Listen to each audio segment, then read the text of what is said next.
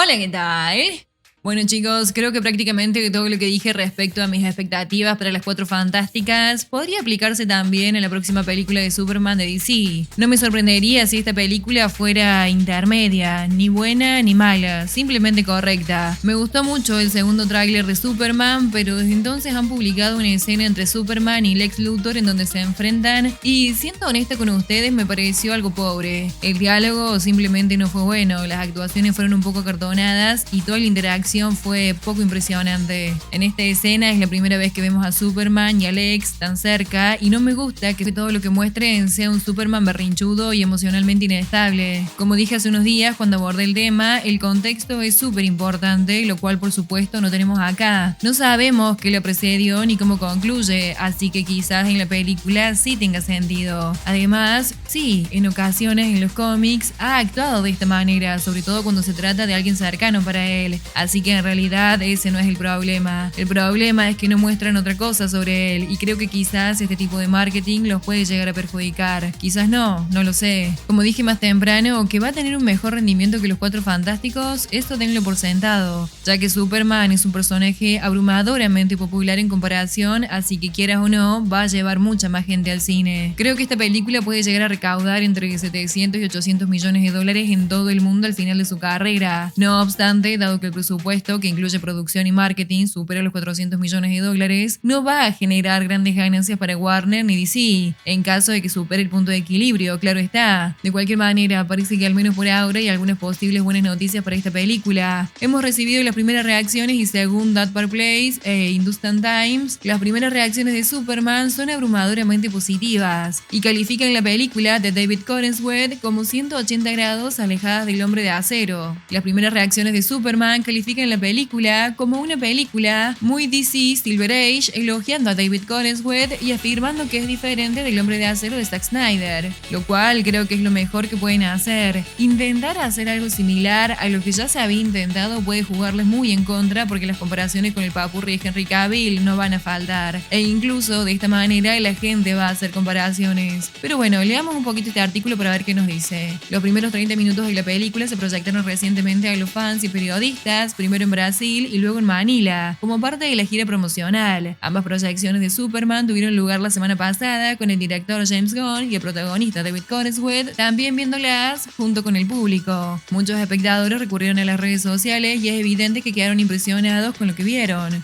Un espectador escribió que la película es hermosísima y que el tiempo se le pasó volando mientras la veía, insinuando que la película mantuvo a los espectadores enganchados. Al compartir algunas fotos y videos de la proyección en Brasil, escribió: "Ni hablar de ver los primeros 30 minutos de Superman después de sentirme tan desesperanzado todo el día. Ni que decir tiene que fue hermosísima, el tiempo se me pasó volando". Muchas reseñas de los primeros 30 minutos de la película destacaron su tono ligero, muy diferente del tono oscuro de Zack Snyder en El Hombre de Acero. Es muy de la Edad de la Plata, tiene muchos clichés de ciencia ficción, es espectacular, dramática y provoca risas, de gran esencia. Una película muy sincera, decía una reseña. Bueno, nice, me gusta, creo que sería fantástico ver una película de Superman que fuera fiel a la Edad de la Plata del personaje en los cómics, que abarca aproximadamente desde mediados de la década de 1950 a 1970. Pero como dije inicialmente, incluso si haces algo completamente diferente, la película siempre iba a ser comparada con El Hombre de Acero de Zack Snyder, ya que fue la más reciente película de Superman y por supuesto Henry Cavill es Henry Cavill. Ha dejado la vara muy alta para muchos. Pero de todos modos, lo que quiero decir es que creo que es bastante obvio que la película iba a ir en una dirección muy diferente. Fue un cambio radical si la comparamos con la película de Zack Snyder del 2013, que a muchos fans acérrimos de Superman no les gustó para nada. Ahora, sobre el tema de los cómics clásicos de Superman siendo una influencia en esta película, resulta que esta versión de James Gunn hace uso de dos cosas muy poco usadas en las películas. Una de ellas es la explicación original de cómo funcionan en realidad las gafas de Superman como disfraz, y la segunda es la tercera personalidad de Superman, y hay algunos que no están muy contentos con esto. En mi caso me mantengo neutral, más tirando positiva, aunque cautelosa. Quiero ver cómo lo presentan en la película, quizás termina siendo interesante, pero bueno, empecemos con el tema de las gafas. Y según este artículo de Comic Book, James Gunn revela que Clark Kent tiene gafas hipnóticas para proteger su identidad de Superman. Bien, veamos. Como dije, me gusta que lo aborden y que vayan en esta dirección, porque no tengo recuerdo de que lo hayan explicado de manera clara o directa cómo funcionan las gafas de Clark Kent para ocultar su identidad en las películas, salvo alguna que otra explicación sutil o paródica. En el Superman de Christopher Reeve, por ejemplo, no se da explicación alguna, sino que se apoya en la suspensión de la incredulidad. En El Hombre de Acero de Zack Snyder, Clark no usa gafas sino hasta el final de la película, cuando entra a trabajar en el Daily Planet. En Smallville no usa gafas durante la mayor parte de la serie. Ya en las últimas temporadas empieza a usarlas como parte de la construcción de su identidad secreta. Pero no hay explicación mágica ni tecnológica, se enfoca más en actuar de forma diferente. Y en Lois y Clark de 1990 no hay ninguna explicación concreta de las gafas, aunque la serie sí jugaba mucho con Lois sospechando. Solo en Deadpool 2 se hace una burla directa a esto. Así que sí, me agrada que finalmente estén incorporando un elemento del canon del cómic en la pantalla. Además, porque el disfraz de Superman siempre fue un poco débil sin esa explicación, y en lo personal siempre me costó y mucho aceptar que las personas más cercanas a Clark Kent fueran engañadas por un simple par de gafas. De cualquier manera, el artículo dice: hablando con Comic Book, Gunn reveló que la idea de que unas simples gafas protegieran la identidad de Superman era algo con lo que él mismo luchaba hasta que el escritor de cómics, Tom King, le recordó que las gafas de Clark Kent tienen poderes y es canon en los cómics. Eso es canon en los cómics, dijo Gunn sobre las gafas hipnóticas que protegen la identidad de Clark Kent. Se ha olvidado un poco, pero eso es de los cómics. Estaba sentado con Tom King, el guionista de cómics, y le dije: ¿sabes? Lo que no sé cómo aceptar son las gafas, porque siempre me molestaron de niño. Me molestaron porque simplemente no tengo la capacidad de suspender la incredulidad para creerlo. Claro, es exactamente eso lo que me pasaba, él lo está explicando mejor. Gunn también señaló que si bien Clark Kent de Conesweat en realidad luce diferente de su Superman, las gafas canónicas que hipnotizan a las personas para proteger la identidad de Superman son fieles al personaje.